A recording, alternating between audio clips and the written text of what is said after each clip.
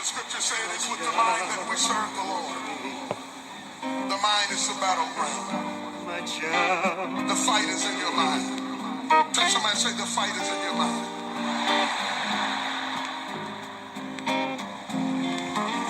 We are in need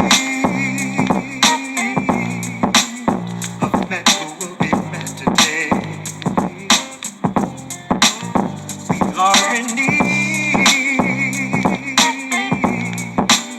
of strong men today. I know about strong men, someone like me, a strong black man, physically and mentally, soon to be a wise man, walking in faith. You gotta have faith and knowledge skills, man. Communicate with the loved ones, family and friends, man. How you gonna survive without knowing how to live, man? Talking to the homeless and the poor, holding your feelings inside, holding your feelings inside.